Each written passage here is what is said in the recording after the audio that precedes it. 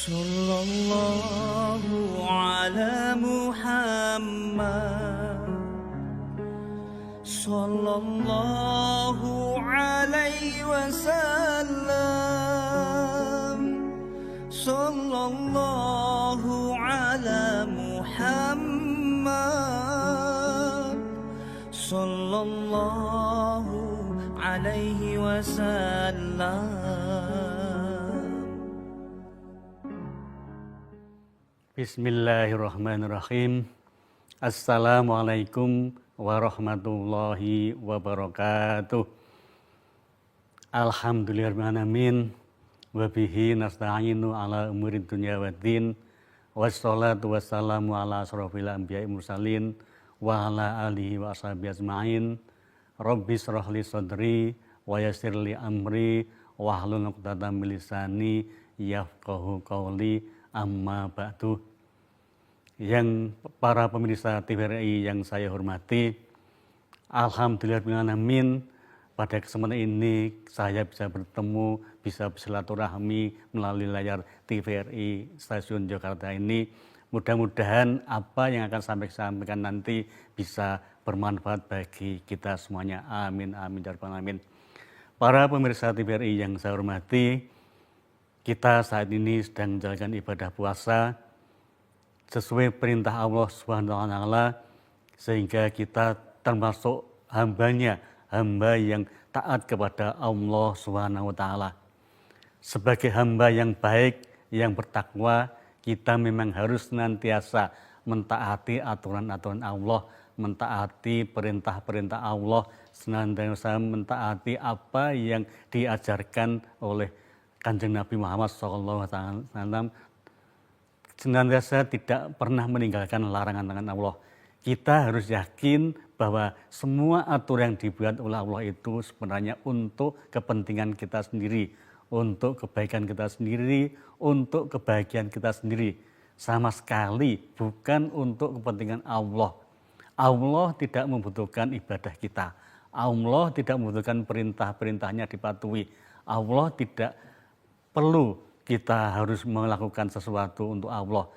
Kalau kita membangkang kepada Allah pun, Allah tidak akan rugi. Allah tidak akan berkurang kemuliaannya. Dan Allah tidak akan kecewa. Justru kita yang akan merugi. Kita yang akan kecewa di kemudian hari. Termasuk dalam kita melaksanakan ibadah puasa. Ini sebenarnya untuk kepentingan kita sendiri. Dengan berpuasa, kita akan menjadi sehat misalnya.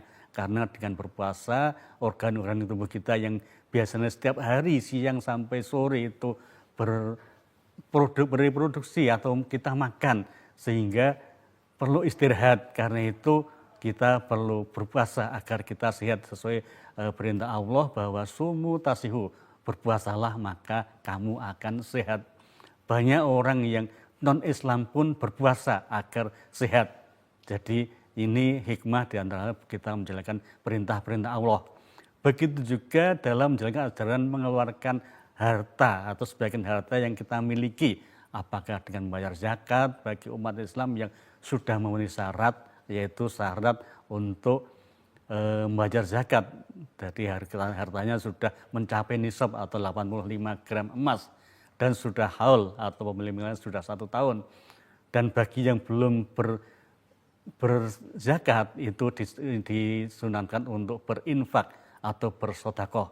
Nah, ajaran ini sebenarnya juga untuk kepentingan kita sendiri, agar harta kita bersih, agar harta kita suci, agar harta yang kita nikmati, yang kita konsumsi adalah betul-betul bersih karena sudah kita bersihkan.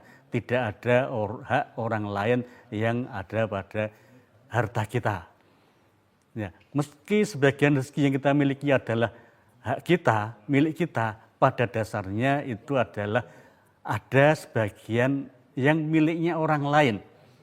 Lisa'ili wa marhum. Jadi ada milik orang lain yang minta-minta maupun yang tidak. Karena itu harus kita berikan haknya. Kalau tidak kita keluarkan, tidak kita berikan, berarti kita telah memakan hak orang lain, telah memakan bukan milik diri sendiri. Artinya kalau bukan milik orang lain kita makan atau kita ambil itu adalah barang yang haram. Haram berarti ya melanggar larangan Allah.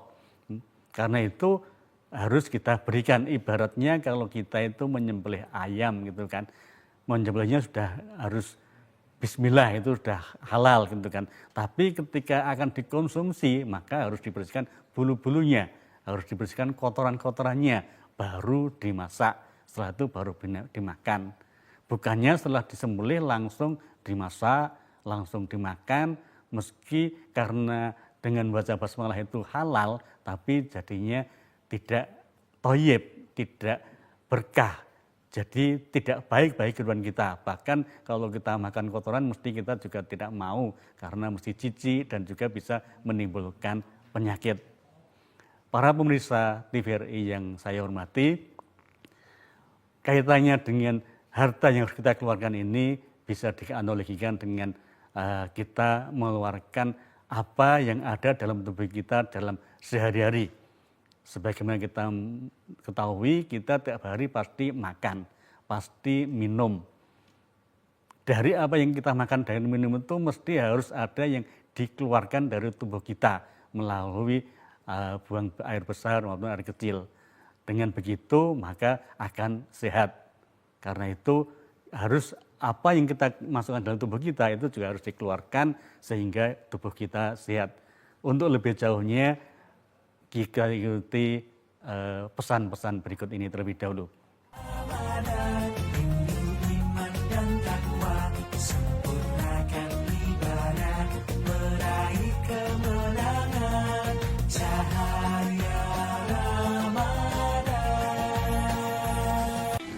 Lebaran udah makin dekat, pesanan membludak, stok dagangan harus nambah, harga bahan baku naik.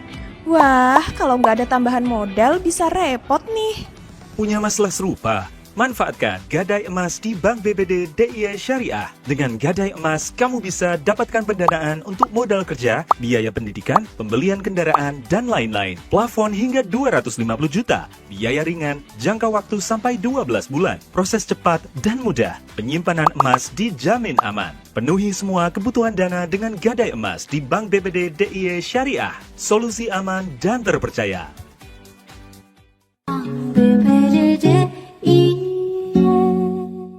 Ini adikku, Widya. Dari dia kecil memang terkenal jago ngaji. Prestasinya udah gak bisa kehitung. Dari dulu kalau diajak jalan-jalan, pengennya cuma ibadah ke Mekah aja. Dek, besok ikut kakak yuk. Kemana kak? Ada deh, udah besok ikut aja. Wujudkan mimpimu berhaji dengan membuka tabungan Haji Syafa Mudharabah. Bebas biaya administrasi, setoran awal mulai dari 50.000, pendaftaran mudah, dan dapatkan porsi haji secara langsung hanya dengan 25 juta. Berhaji bukan lagi mimpi bersama Bank BPD DIY Syariah.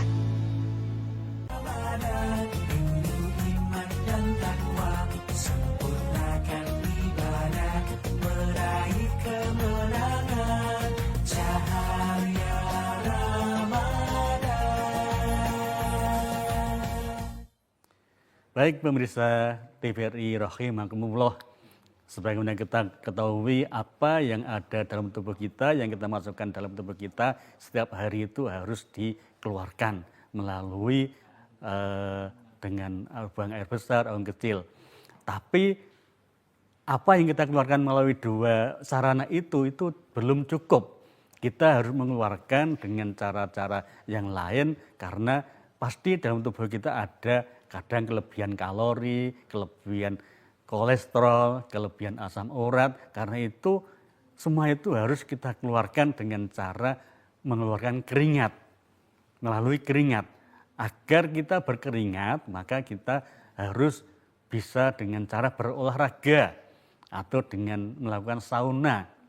Nah, aktivitas ini sebenarnya juga sangat berat. Kita lebih senang tidak usah olahraga, habis subuh langsung tidur lagi atau makan, minum dengan santai.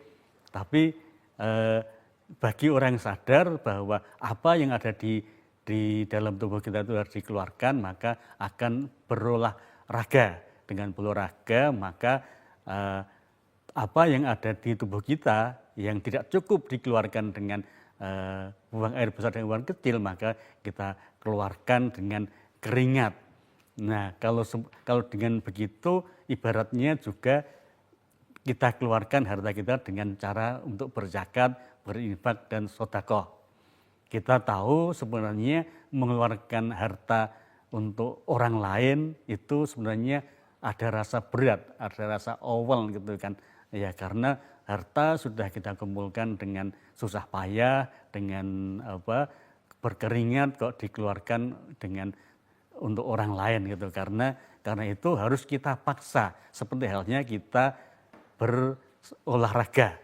Dengan berolahraga sehat, keluar keringat, begitu juga dengan zakat, infak dan sedekah kita paksa untuk mengeluarkan harta yang kita miliki. Dengan begitu kehidupan kita akan semakin baik, semakin nyaman dan semakin sehat.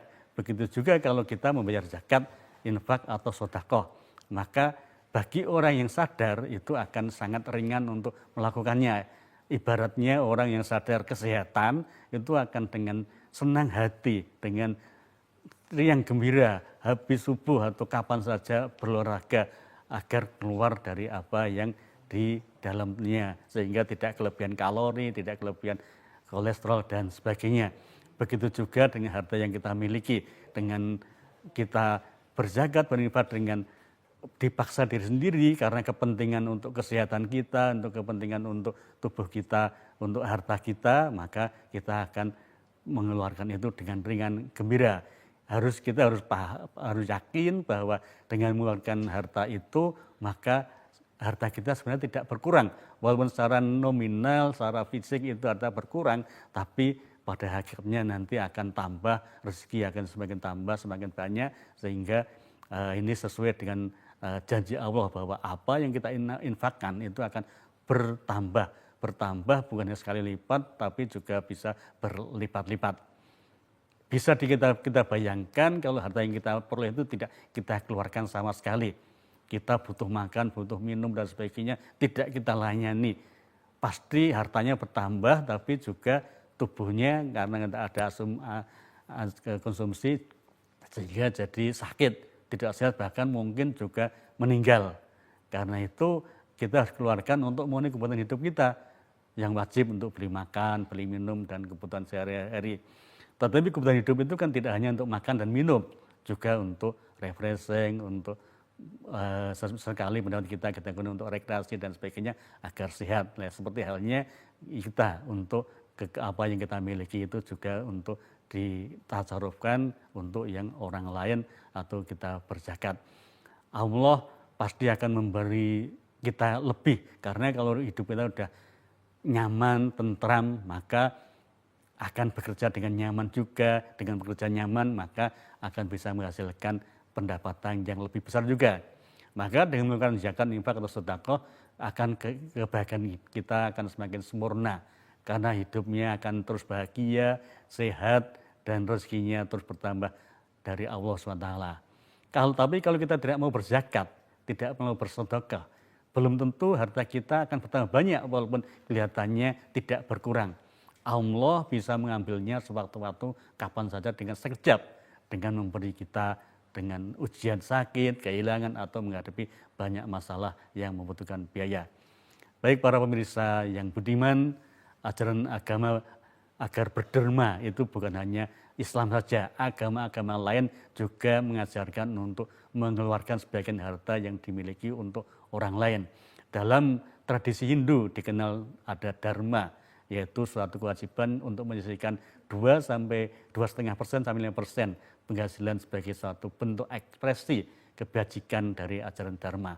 Dalam ajaran Buddha ada konsep berdana dengan membangun ketulusan dalam melakukan amal baik dalam berbagai bentuk, ketulusan memberi, membantu dan menolong baik secara material atau amisadana maupun dengan cara yang lainnya. Kemudian juga bisa dengan tenaga. Umat Kristiani juga memiliki kewajiban moral untuk mendonasikan 10% penghasilannya yang dikenal dengan 1/10 atau tithe untuk mendukung kegiatan-kegiatan sosial keagamaan di gereja. Artinya semua agama juga menganggap penting berderma yaitu mengeluarkan sebagian harta yang dimiliki untuk orang lain. Jadi bukan hanya Islam saja yang melakukan agamanya berderma, tapi juga agama-agama lain. Karena itu kita cukup berbangga bahwa apa yang terjadi di Indonesia ini cukup banyak orang yang senang berderma sesama manusia. Ketika ada bencana, kita ada tertimpa musibah atau ada yang sakit, pasti ada orang yang berderma, bukan hanya di dekatnya, masyarakat di dekatnya, tapi juga kadang sampai luar negeri, sampai Palestina, kita juga merasa berkewajiban untuk berderma. Ini bagian dari upaya kita untuk berbuat baik, mengeluarkan harta yang kita miliki. Karena itu Indonesia mendapat predikat sebagai negara paling berderma di dunia. Baik, saya kira itu yang bisa kami sampaikan. Mudah-mudahan bermanfaat bagi saya dan bagi para pemirsa semuanya. Kurang lebihnya mohon maaf. Terima kasih. Wallahul muwaffiq ila aqwamit thoriq. Wassalamualaikum warahmatullahi wabarakatuh. Sallallahu ala Muhammad, sallallahu alaihi wasallam, sallallahu ala Muhammad.